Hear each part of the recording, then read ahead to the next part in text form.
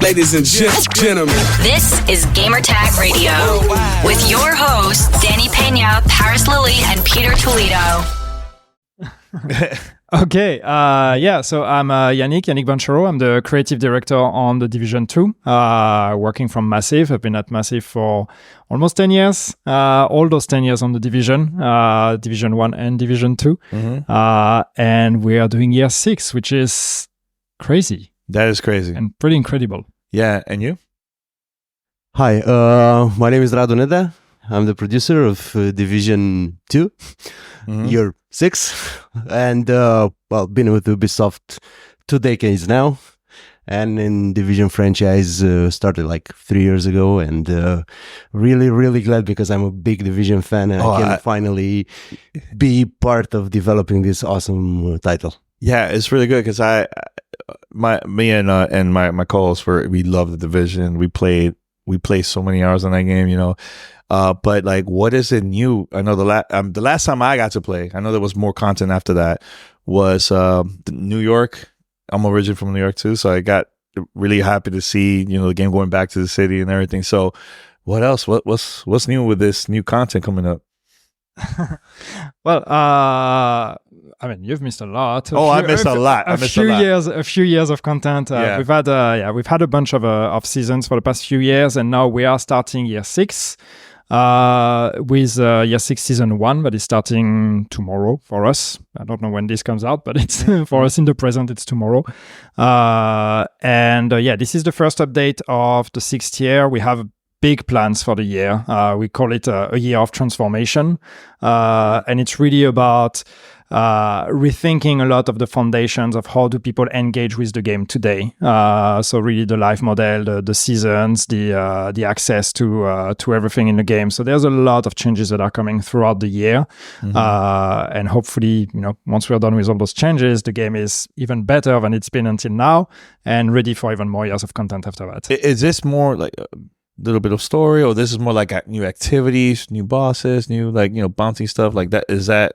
That's the type of stuff we're going to get to see in this new... Yeah, it's a mix of both. We're continuing the story, and we've been doing that for the past few years already. As you may have seen with the trailer we just released, with this season, we are actually going after Keener, who we found out in the last season that he survived the events of Warlands of New York. He actually faked his own death.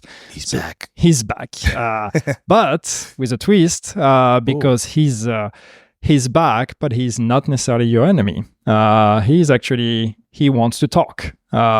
So this is what this season is going to be about. It's going after him to meet and try to hear what he has to say and see if we can maybe find a potential ally with us. And we will keep building on that story, and all of that is going to lead us into the DLC that we'll be releasing later in the year.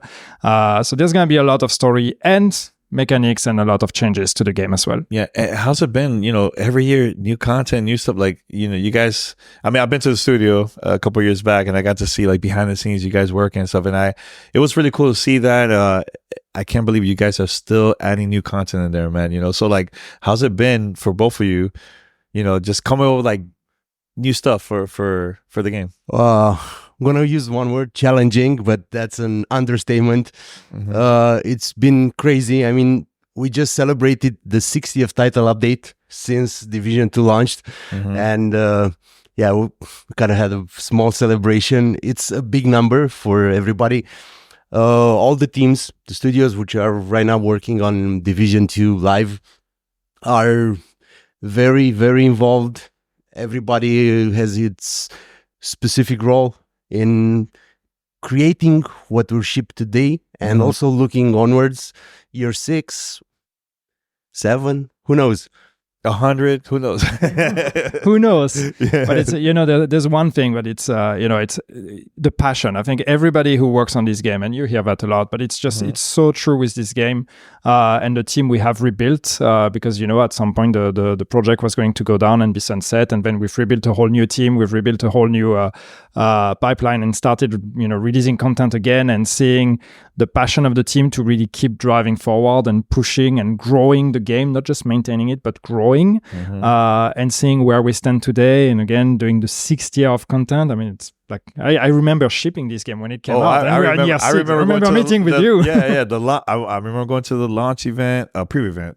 But it was really cool. Like I got excited. I remember playing the game, and then we took a little break, and then we went back. It was like, okay, now we're gonna try out the end game for the first time. I was like, damn, this is good. This is really, really the good. Invasion. So, I remember. Yeah, that was cool. It was awesome, man. So like, I know you guys get a lot of feedback from the fans. Fans could get a little bit complicated, with so much feedback. So how's it been also getting feedback from the community, of them wanting like, you should add this and add that. Like, how's that been for you? Well, it's priceless, right? And of course, you have to filter through the feedback, Sure. And that doesn't mean just listening to the positive. We have to listen to the negative, but it's important to filter through the way the feedback is worded. But ultimately, we wouldn't be here today without our community and without our fans. Literally, like the game survived and the game kept going because of the support from the fans. So there's really no understating how important and crucial the community and the fans have been to the success of this game. So of course, we owe it to them to listen to what they have to say and to try to shape a game that they will be proud to play and proud to talk about. So when you guys, okay, let's say year 5, year 6, whatever, like right before it comes up, what is it that the goals of adding new content in the game? Is it activities? Is it, like you said, a little bit of story? What is that? You guys are always focused first on that before working on the content. I would say that first and foremost is continuing the story, because it's a story-driven game. Besides that, we want to diversify the activities, and we have a huge world. It's a very, very big game. I mean, right now we're talking more than 100 hours to complete the game, experience every activity, and we want all to improve this through the seasons that will come. So you said something related to endgame. Yeah, the season that starts tomorrow, this endgame will be accessible to all former players and current players which didn't own Warlords of New York expansion, just to keep on enriching their experience in the Division 2 universe. That's really cool. Very cool. I was gonna also ask, is this also still same locations? Or is the new locations you guys are adding in there for the concept? So no, I mean it's been a while for me, so it's new for me. We're reusing. We're in Washington DC. If you own Warlords of New York, you can play in New York. Of course, we have already announced that there's a DLC that's coming in year 6 that will take place in Brooklyn. So this will be a whole new map. This will be a new location. I'm from the US. But we are not talking about that just yet. We're keeping that one under wraps, and we'll reveal it later. But yes, there will be new location. Can I ask why Brooklyn?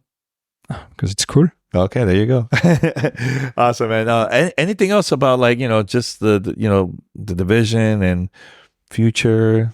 Anything else besides that? Like, I'm excited to try it out. Now, I was gonna ask. This is all available for all platforms too? Yes, all this content, including PC too. It's PC, it's consoles. It's available for all platforms. You can play it now. The update is coming out tomorrow, as we said. This weekend, starting from Friday the 13th. I think Friday is the 13th. We will have a free weekend. So now is a great time to actually, if you haven't tried the Division, to actually try it out. Invite your friends. It's always more fun with friends.